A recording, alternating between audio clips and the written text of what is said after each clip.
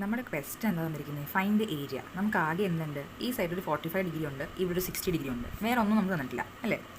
അപ്പം നമ്മൾ പഠിച്ചിരിക്കുന്ന റേഷ്യോ അനുസരിച്ച് എങ്ങനെയാണ്? 30 ഡിഗ്രി, 60 ഡിഗ്രി, 90 ഡിഗ്രി. പിന്നെ നമ്മൾ പഠിച്ചിരുന്ന റേഷ്യോ എങ്ങനെയാണ്? 45 ഡിഗ്രി, 45 ഡിഗ്രി, 90 ഡിഗ്രി. ഇതാണ് നമ്മൾ പഠിച്ചിരിക്കുന്നത് അല്ലേ. 45ഉം 60യും ഒരുമിച്ച് വരുന്ന ഒരു ഡിഗ്രി നമ്മൾ ആ ഒരു റേഷ്യോ നമ്മൾ പഠിച്ചിട്ടില്ല അല്ലേ. അപ്പോൾ ഒന്നല്ലെങ്കിൽ ഇത് വരണം അല്ലെങ്കിൽ ഇത് വരണം. അപ്പോൾ ആ രണ്ടിലുള്ള ഏതെങ്കിലും രീതിയിൽ വേണം നമുക്ക് ആംഗിൾസ് വരാനായിട്ട്. ഇത് രണ്ടും അതല്ല. അപ്പോൾ നമ്മൾ എന്ത് ചെയ്യുക? ഒരു പെർപെൻഡിക്കുലർ കൺസ്ട്രക്ട് ചെയ്യുക. ഓക്കെ, ബി ഡി നമ്മൾ ജസ്റ്റ് എഴുതുക. Draw B D perpendicular to A C. Okay, perpendicular വരച്ചു. പെർപെൻഡിക്കുലർ വരയ്ക്കുന്നത് എന്ത് സംഭവിക്കും? ഈ ആംഗിൾ എത്ര ഡിഗ്രിയാണ്? 90 ആണ്. അതുപോലെ തന്നെ ഇവിടെ എത്ര ഡിഗ്രിയാണ്? 90 ആണ്. ഇനി നമുക്ക് ഈ കൊച്ചു ട്രയാംഗിൾ ഒന്ന് കൺസിഡർ ചെയ്യാം. ഓക്കെ, കൊച്ചു ട്രയാംഗിൾ ഞാൻ എടുത്ത് വരക്കാണ്. ഇത് ബി ഡി എ. ഇത് എത്ര ഡിഗ്രിയാണ്? 45 ഡിഗ്രി. ഇത് എത്ര ഡിഗ്രിയാണ്? 90. അപ്പോൾ ഇത് എത്രയായിരിക്കും? 45 ഡിഗ്രി ആയിരിക്കില്ലേ. ഓക്കെ, ആംഗിൾസ് ആൻഡ് പ്രോപ്പർട്ടി വെച്ചിട്ട് കണ്ടുപിടിക്കണം. അപ്പോൾ അത് ഞാൻ ജസ്റ്റ് ഇവിടെ മാർക്ക് കൊടുക്കുകയാണ് 45 ഡിഗ്രി. ഓക്കെ, അതുപോലെ തന്നെ ഇപ്പുറത്തെ സൈഡിലുള്ള കൊച്ചു ട്രയാംഗിളും വരക്കണേ. ഓക്കെ, അതെന്താണ്? അതുപോലെ തന്നെ ബി ഡി, ഇവിടെ സി. ഇത് 90 ആണ്. ഇത് എത്രയാണ്? 60 ഡിഗ്രി. അപ്പോൾ ഇവിടെ എത്രയായിരിക്കും? 30 degree. Okay, angles and property. Okay, ഇത് രണ്ടും കോമൺ ആയിട്ടുള്ള സൈഡ് ചെയ്ത് രണ്ട് ട്രയാംഗിളിലും ബി ഡി കോമൺ ആണ് അല്ലേ. അപ്പോൾ ഞാൻ ബി ഡി എക്സ് എന്ന് എടുക്കണേണ്. ഓക്കെ, കോമൺ ആയിട്ടുള്ള സൈഡിന് നമ്മളൊരു പേര് കൊടുക്കണേണ് എക്സ്. ഓക്കെ, കാരണം മെഷേഴ്സ് ഒന്നും നമുക്ക് തന്നിട്ടില്ല. പിന്നെ നമുക്ക് എ സി തന്നിട്ടുണ്ട്. എ സി മൊത്തം എന്ന് പറഞ്ഞു കഴിഞ്ഞാൽ 4 സെൻറ്റിമീറ്ററാണ്. 4 സെൻറ്റിമീറ്ററാണ് ഈ എ സി മൊത്തം, ഈ ബേസ് മൊത്തം. ഓക്കെ, പക്ഷെ നമുക്ക് എന്ത് വേണം? ഏരിയ കണ്ടുപിടിക്കാൻ നമുക്ക് എന്ത് വേണം? ഹൈറ്റ് വേണം. ഓക്കെ, ഹൈറ്റ് എന്ന് പറഞ്ഞാൽ എന്താണ്? ഈ മേലെ പോർഷൻ തൊട്ട് ബേസ് വരെയുള്ള ദൂരം അല്ലേ, അതാണ് ഹൈറ്റ്. അത് എൻ്റെ ബി ഡി. ഓക്കെ, അപ്പോൾ അതാണ് നമ്മൾ കണ്ടുപിടിക്കാൻ പോകുന്നത്. ഓക്കെ, ഇനി ഇവിടെ നോക്കിയേ, ഇവിടെ എന്താണ് പ്രത്യേകത? ഇത് 45 ഡിഗ്രിയാണ്, ഇതും 45 ഡിഗ്രിയാണ്. അപ്പോൾ നമ്മളൊരു തീരം പഠിച്ചിട്ടുണ്ട്, ഈക്വൽ ആയിട്ടുള്ള ആംഗിൾസിൻ്റെ ഓപ്പോസിറ്റ് ആയിട്ടുള്ള സൈഡുകളും ഈക്വൽ ആയിരിക്കുന്നു. ശരിയല്ലേ? ഇവിടെ 45 ഡിഗ്രിയാണ്, ഇവിടെ 45 ഡിഗ്രിയാണ്. അപ്പോൾ അതിൻ്റെ ഓപ്പോസിറ്റ് ആയിട്ടുള്ള സൈഡ് ഏതാ? ഇപ്പോൾ ഇതിൻ്റെ ഓപ്പോസിറ്റ് ആയിട്ടുള്ള സൈഡ് ഏതാണ്? ഇത്. അതുപോലെ തന്നെ ഈ ആംഗിൾ ഓപ്പോസിറ്റ് ആയിട്ടുള്ള സൈഡ് ഏതാ? ഇത്. ഓക്കെ, അപ്പോൾ ആ രണ്ട് സൈഡിലും എന്തായിരിക്കും? ഈക്വൽ ആയിരിക്കും. ഓക്കെ, അപ്പോൾ ബി ഡി ഞാൻ എക്സ് ആയിട്ട് എടുത്തു. ഓക്കെ, അങ്ങനെയാണെങ്കിൽ എ ഡിയും എന്ത് തന്നെയായിരിക്കും? എക്സ് തന്നെയായിരിക്കും. ശരിയല്ലേ? രണ്ട് ഈക്വൽ അല്ലേ? ഇത് ഈക്വൽ ടു ഇതാണല്ലോ.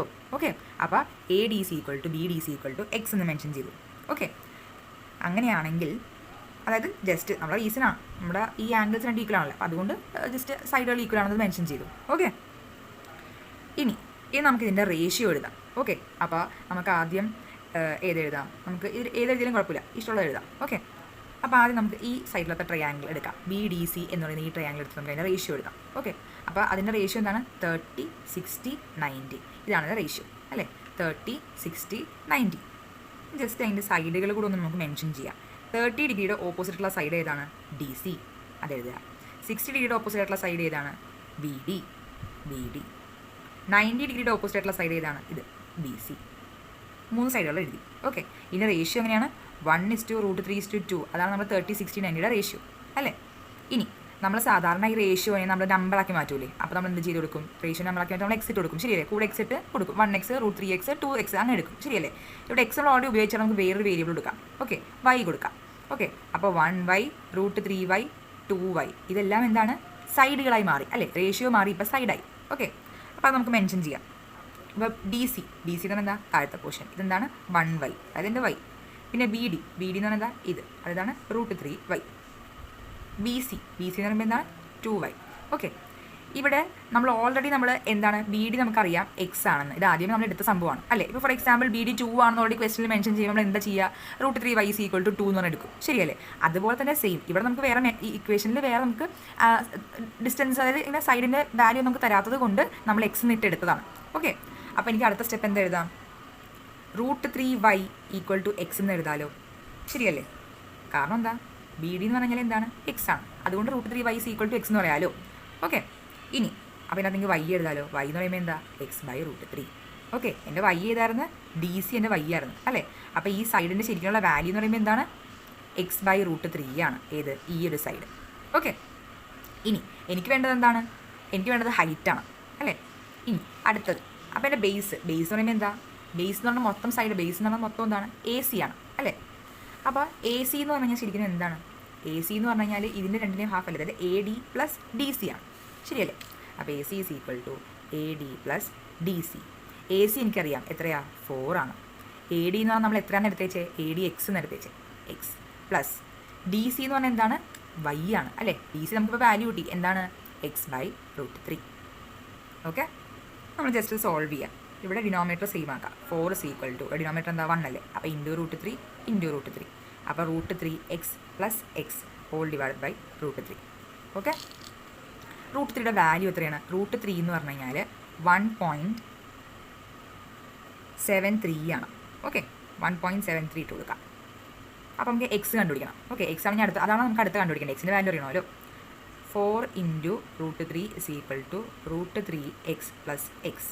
ഇതിനകത്ത് എനിക്ക് എക്സ് കോമൺ എടുക്കാമല്ലോ.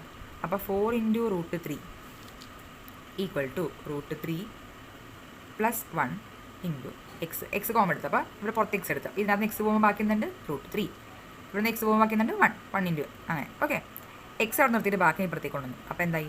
4 into √3 by √3 plus 1 equal to x. Okay, നമ്മൾ ജസ്റ്റ് ഇത് സോൾവ് ആക്കുക. √3യുടെ വാല്യൂ കൊടുക്കുക. രണ്ട് സ്ഥലത്തും ഈ √3 എവിടെയൊക്കെ ഉണ്ടോടൊക്കെ വാല്യൂ കൊടുക്കുക. അപ്പോൾ എനിക്ക് എന്ത് കിട്ടും?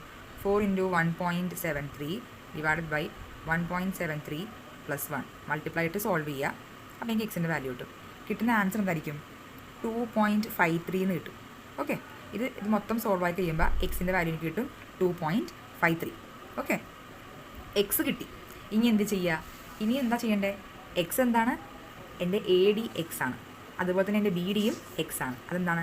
2.53 അല്ലേ? 2.53 ആണ് എൻ്റെ എക്സ്. അപ്പോൾ എനിക്ക് ഹൈറ്റ് കിട്ടി, ശരിയല്ലേ? ഇനി നമുക്ക് ഏരിയ കണ്ടുപിടിക്കാമല്ലോ. അപ്പോൾ ഏരിയ എന്താണ്? Area is equal to half BH. Half into base എത്രയാണ്? ബേസ് മൊത്തം നമുക്കറിയാം 4 ആണ്. ഹൈറ്റ് നമുക്കിപ്പോൾ കിട്ടി. എത്രയാണ്? 2.53. സോൾവ് ആക്കാം. ജസ്റ്റ് മൾട്ടിപ്ലൈ ചെയ്യുക. 2 4 ക്യാൻസൽ. 2 ഇൻറ്റു 2.53 എന്ന് പറയുമ്പോൾ എന്ത് കിട്ടും? 5.06 എന്ന് കിട്ടും സെൻറ്റിമീറ്റർ സ്ക്വയർ. ഇതായിരിക്കും നമ്മുടെ ഏരിയ. ഓക്കെ.